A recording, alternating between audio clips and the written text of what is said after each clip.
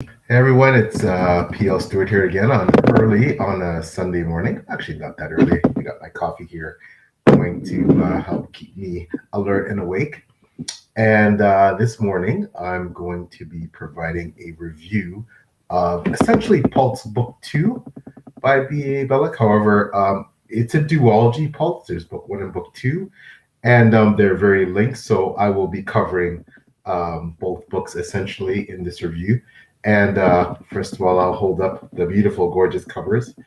Again, that is Pulse Book 1, and this is Pulse Book 2. I recently read Pulse Book 2. I read Pulse Book 1 a bit ago. So what is Pulse? Well, first of all, let me talk a bit about the author, B.A. Bellec. He's fantastic. His novel, Someone's Story, which perhaps he might be best known for, it's more YA coming of age, but just a fabulous book if you're interested in that genre. And these books have racked up a lot of awards. And both the Pulse duology, and his Someone's Story book. He also produces music to go with his books. He's a musician as well. Fabulous. He has a great YouTube channel. Check out his YouTube channel in the links below. I have provided that in this video. So, but Pulse, which is what I'm here to talk about, it's sci-fi dystopian horror. I believe that's how he describes it, and that's how I would describe it as well.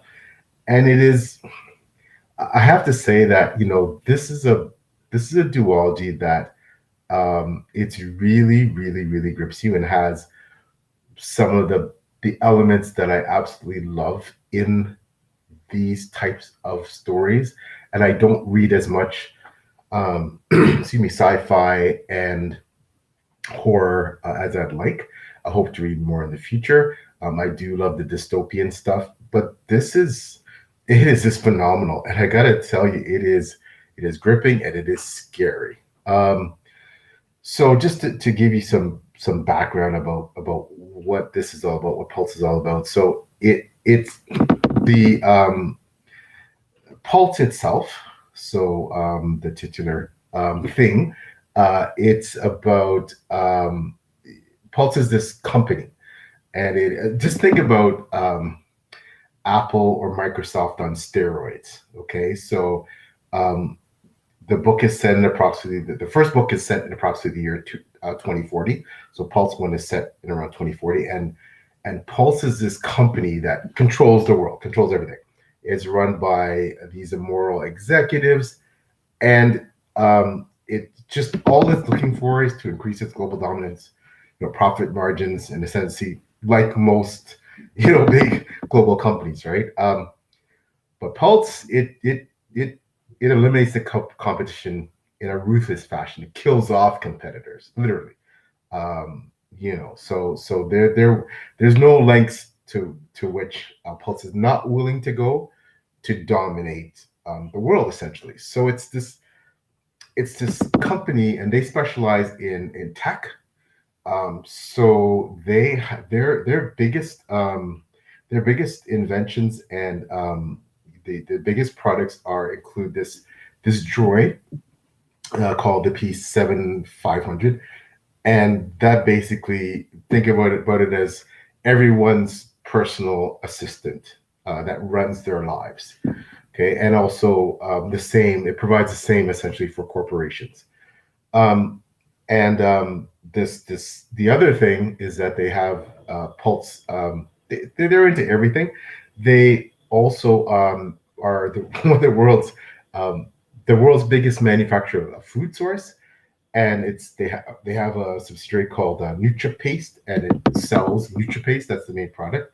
It's like a catch-all superfood that essentially you use it in place of what we would consider now to be your regular everyday meals. So through that, of course, with this, they're dominating all these global markets, and they're the main food manufacturer. They also have some really shady side businesses going on. They manufacture human organs, and they sell these organs to the highest bidder. So their fingers are in almost every pie you can think of. But Pulse Book One is centered around this music festival. So Pulse, the company, as I said, they're into music and tech, and they decided to put on this music festival that is, think of it as reminiscent to Woodstock, the big music festival, one of the most famous ones in 1969. So now we're going back quite a way to when I was born. And this music festival is going to be like nothing the world's ever seen. It's going to showcase Pulse, of course. It's all about the company, and but this festival is the perfect opportunity for people who know how horrible Pulse is and want to expose them. So basically, there's this resistance movement against Pulse that's called Anti-P, so for Anti-Pulse, and they plan to show up at this music festival and cause havoc and chaos. Now, Pulse, with all the things that they're doing and all the various business ventures they're in and all the pies that they're in, they've caused a lot of ecological, environmental damage, and of course, they don't care. However, all the things that they've done have unleashed something terrible, especially with their fracking. So that is basically the backdrop of Pulse. It is, you have this company Pulse. It's this corporate titan, right? And you think about some of the companies today. Again, your Microsofts, your Apples, your Walmarts. Think about all those companies combined and more, and their president. He's not a nice guy, but he's actually controlled by his father, who created the company, and his father is really slimy, and he's behind the scenes. He's essentially he's installed basically the current president of the U.S., and he is pulling the strings behind this puppet leader. But this puppet leader, of course, gets to create policy and only to benefit Pulse. Because Pulse controls everything from food sources to consumer electronics to it does bioengineering. Their survival is hinged on not just one aspect but many. So that just makes them harder. They're more entrenched, right? So the thing is that after this festival happens and something horrible is unleashed in Pulse One, at the end of Pulse One, it totally changes the world, and the world is plunged into chaos.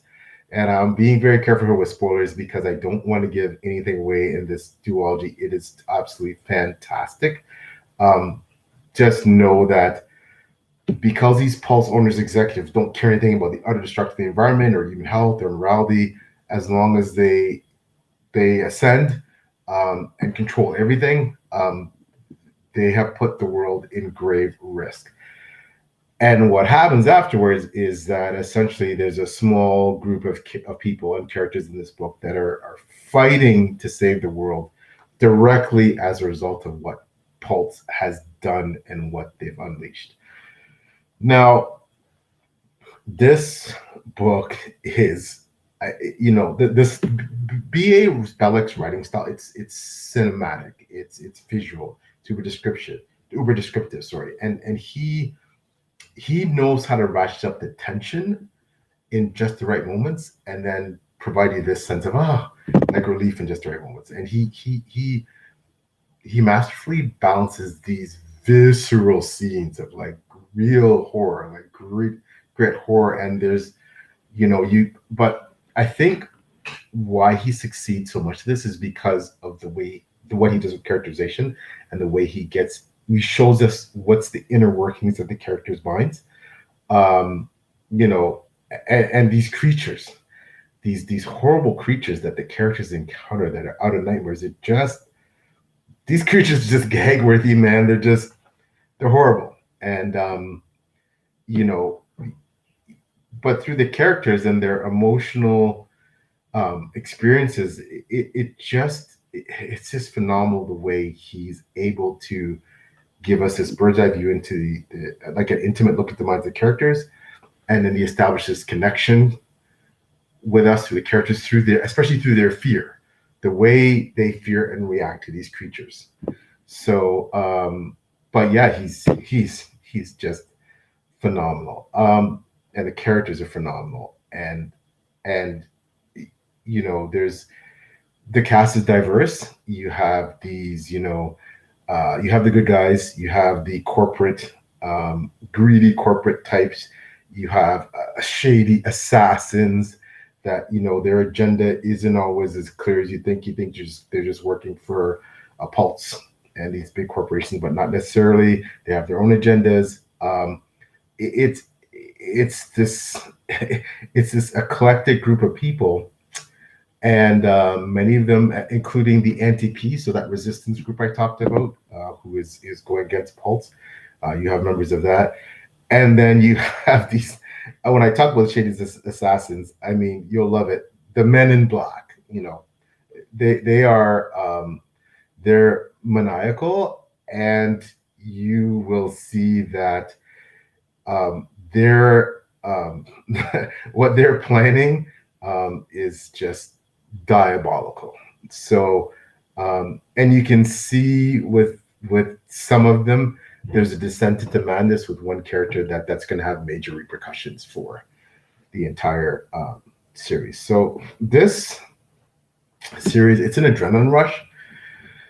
The writing is great, it's successful. I need to mention the writing. I'm sorry.